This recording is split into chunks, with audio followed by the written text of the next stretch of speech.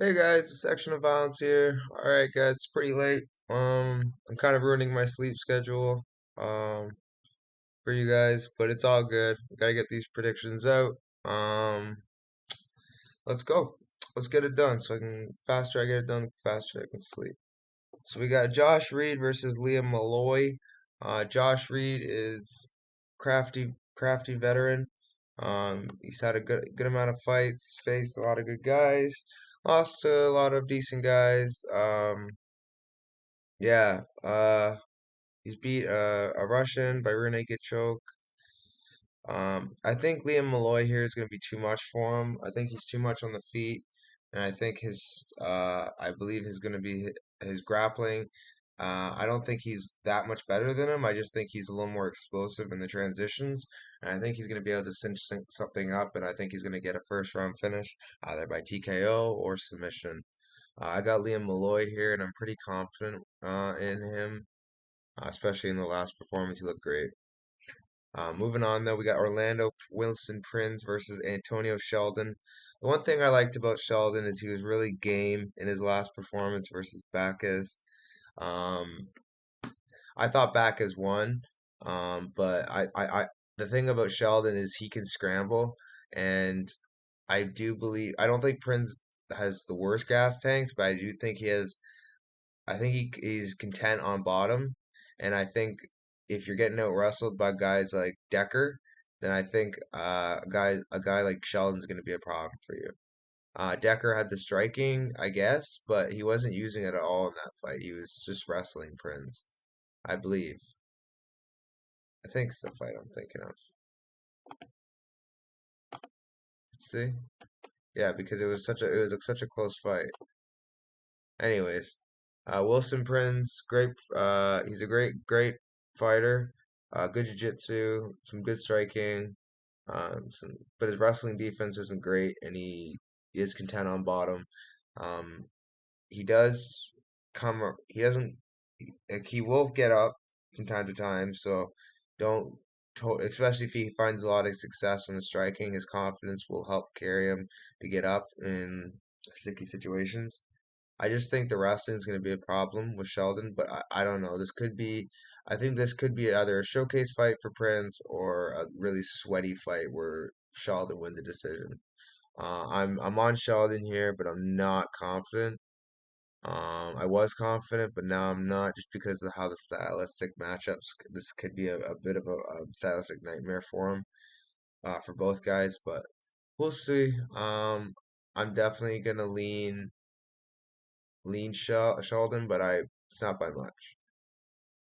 Moving on, though, we have Rory Evans versus Liam Gittens. Liam Gittens is a very technical fighter fighting at a next gen. He's a really good um, tactician, I would say.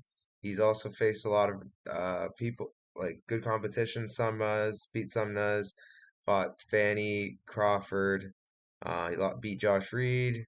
I think he's had a lot of like a pretty good long career. For only being doesn't even say his age, but whatever. I believe he's young. And then he's fighting Rory Evans. The thing with Rory Evans that I like as an underdog, I wish I got him earlier, is he beat Wesley Maya, who's really explosive on the feet and a good grappler.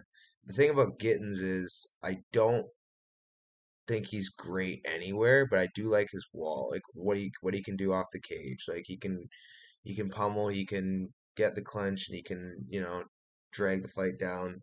I'm gonna go with Evans here, just being the bigger.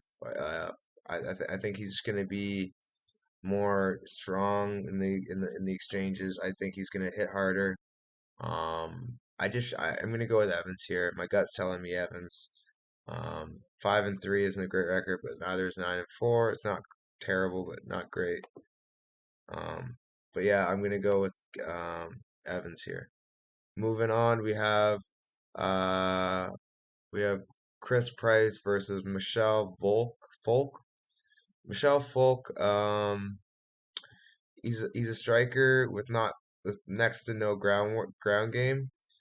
He can defend takedowns and he can sprawl and brawl, but he's very limited on his back, very limited on the ground. He's 6-5, so he has some experience, but luckily for him, he's facing a guy who's only faced guys with losing records. Fought Josh, what's his name? Street something? Yeah, Reese Street. Um, he's just, I don't know how much faith his coaches have in him, but I'm gonna go with first round sub for Price just because uh, what the style of this matchup. I do think Folk's very limited on the ground. I think Price should be able to catch him when he's dry. I'm gonna go first round sub by Price. Moving on though, we got Chris Bungard versus Gavin Hughes. Gavin Hughes has beat Chris Bungard by submission before. I think it was by submission or decision, one of the two. Yeah. So I'm gonna go with Hughes again, just because Bungard is getting to that age where he's starting to decline. Oh, he's only 34. Still, it's not a spring chicken. Um, I mean, he could still win this fight. I think it's a close fight, but I'm definitely gonna lean the guy who's already won before, Hughes. I do think Hughes is a good grappler. Taking some time off, he's 10-3, a little bit of a prettier record to look at than 17-8. I'm gonna go with Gavin Hughes here by just having more tools to win the fight. Moving on, we have Deck Dean versus Leon Davies. Now, I've actually arbitraged this fight, meaning whereas I bet both guys because I really don't understand one. They have Davies at negative 650, and then um on one side, and then the other side they have a negative 400. So I got the capitalized or 300 negative 400. I got Davies at a good odds. And then Dean, on the other hand, I got the arbitrage. So I'm kind of interested to see how this one plays out. We got Leon Davies, who is 2-0 as a pro and almost undefeated as an amateur. Um, I do think he also hasn't fought anyone with a winning record as a pro, which gives me cause to concern. I just believe watching them. Davies was the more put together striker. But it is a really close fight, especially for the odds. I don't understand the odds. It's pretty crazy. I mean, I guess actually, yeah. Never mind. That's why I was like, why am I so high on Levy? This is why. But just in case, I put a little bit on Deck Dean, just in case Davies gets chinned. Um, but yeah, I got Davies here. I think Davies wins this fight. Moving on, we have um da. 1 second. Do I have this as a love? Yeah, I think I do. Just making sure, because I remember I posted this on my Patreon.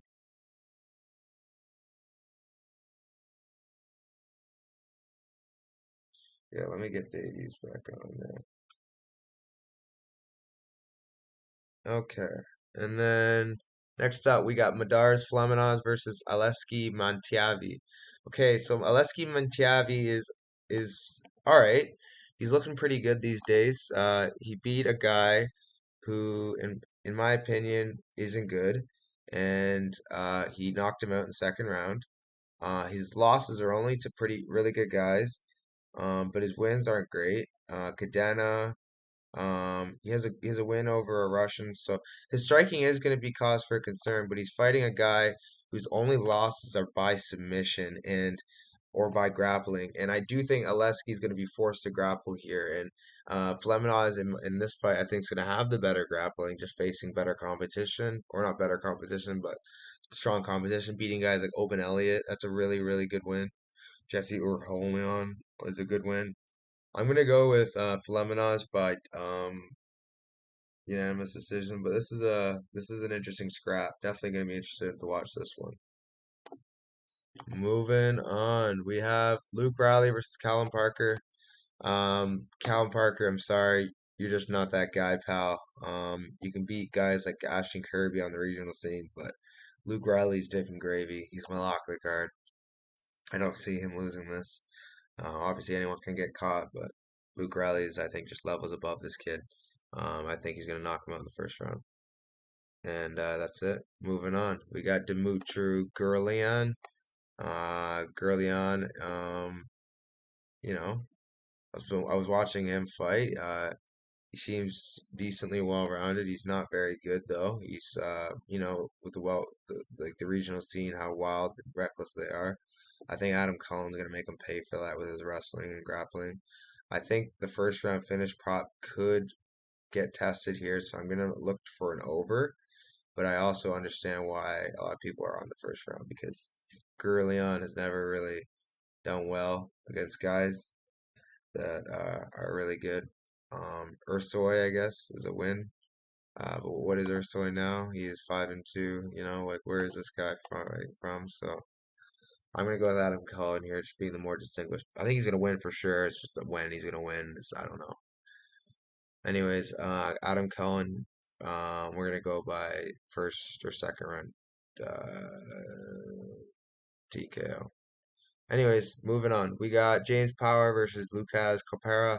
Lucas Capera was losing every minute of the last fight until he pulled off a Hail Mary heel hook, and Aaron Johnson was forced to tap. It was really unfortunate. We were about to cash that Aaron Johnson prop, but Capera, like a beast that he is, pulled off the Hail Mary. I think he is facing a guy who I believe is going to be too much for him on the feet. I believe his powers grappling will be tested in this fight, especially fighting. I mean, he fought Adam Shelley's not really a great test because his jiu-jitsu may be decent, but his wrestling isn't. And so Lucas Capera is really going to test power here. I do think Power wins this fight by KO, but it's a worry for me with the grappling of Capera. So be careful when you're betting this fight. Moving on, we have Andy Clamp versus the Ghassan Nabi. Ghassan Abdinabi, 31 years old, still in the prime of his career. If he stays in the feet, he could definitely knock out Andy Clamp. Chuck Campbell knock out Andy Clamp. Definitely think it's possible. But the thing about Abdinabi is he's a fish off his back, and Andy Clamp is actually really, really, really good at grappling, or pretty good at grappling. Um, I think he's going to be able to win this fight. He's a can crusher. But I do think he's going to win this fight with his grappling, training with good fighters. I'm going to go with Andy Clamp here by unanimous decision or second round submission. I don't know. It's a weird fight. But yeah, moving on, we have Nathan Fletcher versus Dan Dujas. Dan Dujas is a very um, not consistent fighter to bet on. He likes to pull guard.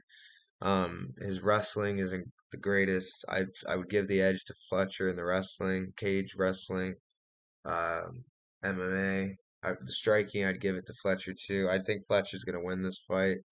Dujas has really only fought guys with losing records or bums. Not losing records, but bums. Um, Gerald Fanny's a good win, but he's not going to be submitting Nathan Fletcher. Nathan Fletcher is a really good grappler. I think he's going to be able to beat Dujas here. It's one of my most confident predictions on the card. I think Fletcher's got this in the bag. But yeah, moving on, we got George Hardwick versus Jan Liasse. I've watched film on Jan Liasse. He's if he's fighting a grappler, I'm definitely betting on him. But he's not. He's fighting a striker, and his lateral movement is good, which will give me it problems if he's landing good shots. He's gonna be hard to track down, which is Hardwick style. But the calf kicks are gonna slow down Jan. His style is gonna be broken down. The body kicks, the pressure, the pace. I mean, the pressure might not get to him, but the like he's going to be dealing with a lot of volume when it comes to Hardwick, and I think Hardwick's going to be too much for him. I got Hardwick in this spot. I'm pretty confident in him here. I think he's going to wipe the floor with this guy, and I think the next spot for him is UFC. But my most confident predictions on this card, my number one most confident pick is Luke Riley. Next most confident pick, Adam Cullen. Um, and then number three, I'd have to say Hardwick, Clamp, Rushy, Hardwick and Malloy. Hardwick and Fletcher. Hardwick and Fletcher. Yeah, for sure.